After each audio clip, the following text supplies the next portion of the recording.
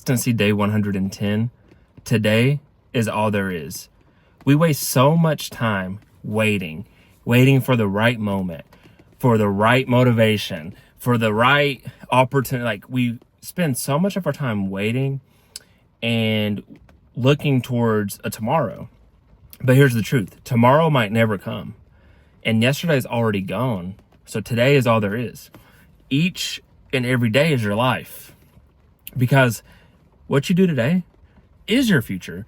How you eat today, how you work out today, how you work today in your job, how you love your significant other today, your family, your kids, how you go about everything today influences your tomorrow. And ultimately, each and every day is a building block towards the next year, 5 years, 10 years, and ultimately the rest of your life. However, none of us know when our calling is. Today might be the last day you're alive. You can die at any age. Kids, babies die. People die before they're age 30. Not everybody lives to be 80, 90 years old. And you can't control it. You can't even plan for it. So why not live each and every day as it comes? And in wholeness and how it is. Appreciate every single day. Even the days you're sick. Even the days you feel horrible. Even the days you got horrible news. Even the days that are the worst that you feel like you're never going to bounce back from. You will. And ultimately, we do have tomorrows for a reason. So that's the brighter side. If you're going to bed and you're like, man, today was the worst day ever, and you wake up tomorrow, number one, that's a blessing. So keep that in mind. Prepare as if you will wake up tomorrow and that you'll have another crack at it, another opportunity to build a great life.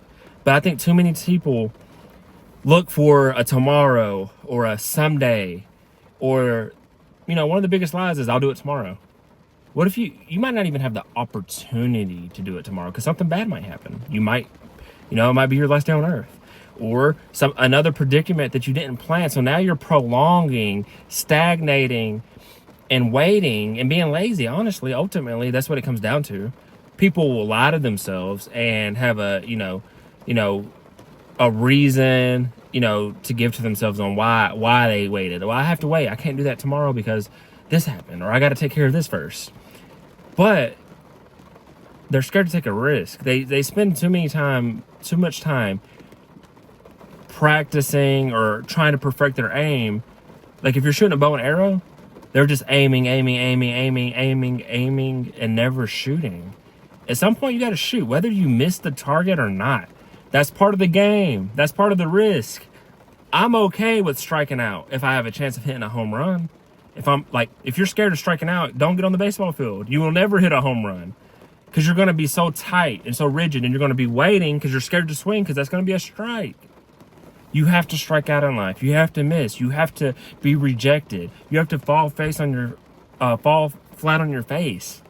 You have to get turned down for jobs. You have to get turned down when you try to date a girl or a guy.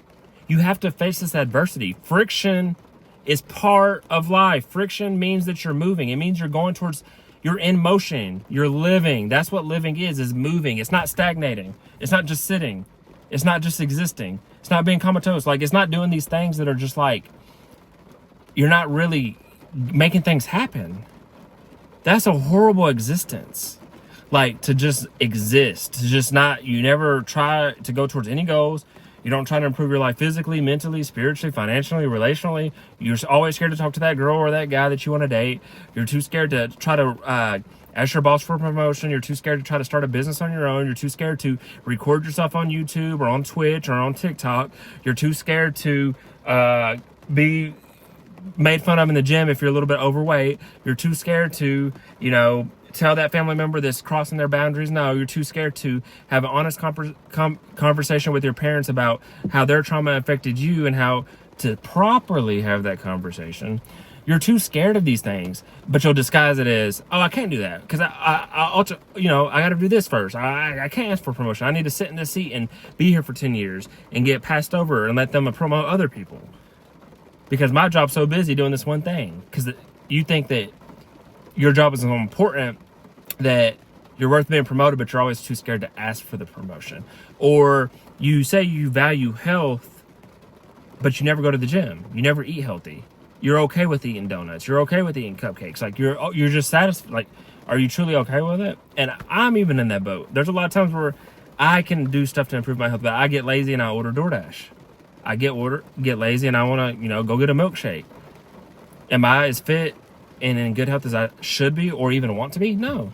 We all fall short, but once you acknowledge it, then you can come up with a plan. You can come up with a formulated equation in order to overcome it, in order to succeed, in order to win. But until you acknowledge it, you're never going to do it. You're just going to keep putting it off and act like it's not a problem because you're trying to numb your mind and not even acknowledge the problem. And that's where a lot of people lose it. But when you acknowledge it and you start making the decision that I'm going to live every day to the best of my abilities, I'm going to appreciate and live every day. I'm going to give my best every day in my work, in my health, in my relationships, and all these things, all the key pillars of life, your religion, whatever you believe, whatever you consider the pillars of your life, of a good life, or the things that are important to you. How do you live and give energy, effort? That's what living is energy being exerted. Efforts. If you're just, I'm gonna sit on the couch all day for 10 hours a day, then go to eat, then go to bed, that's a miserable life. And you're gonna wake up one day miserable, depressed. No wonder you have anxiety. No wonder you have depression. No wonder you feel like nobody loves you. No wonder you have sucky relationships. No wonder you're broke, living paycheck to paycheck. No wonder you run out of breath going upstairs, because you just sit. You're stagnant. And I don't even mean sitting, physically sitting in a chair or sitting on the couch. You're sitting in life. You're watching everybody else on the field have fun, live their life, win. And you're just in the stands, just watching, letting life pass you by. But yeah, when you get on the field, you go on the football field, you're probably going to get hurt a couple of times. I played football, so it ain't always catching touchdowns and running touchdowns and celebrating. Sometimes it's getting blindsided. Sometimes it's tearing a ligament, breaking an arm.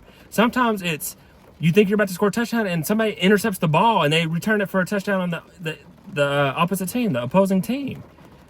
It's being nicked up. Sometimes it's winning, but you took losses internally, you got hurt. That's a part of life. That's the game of life. You're going to get hurt, but you're going to have some wins too. You're going to have some good moments too. You're going to celebrate. You're going to have brothers, sisters that are celebrating with you too. People cheering you on, cheerleaders cheering you on. It all comes together. And there's going to be other fans, aka critics, rooting against you too, talking bad about you. Some people might be sitting in your team setting. Why is that guy throwing the ball? Why is he, still complaining about their own team? But you can't worry about them. You can only worry about you. You can only worry about your teammates, about your supporting cast. That's all you can worry about. And living your day each and every day, because today is all there is. And I wish you peace and blessings on your journey.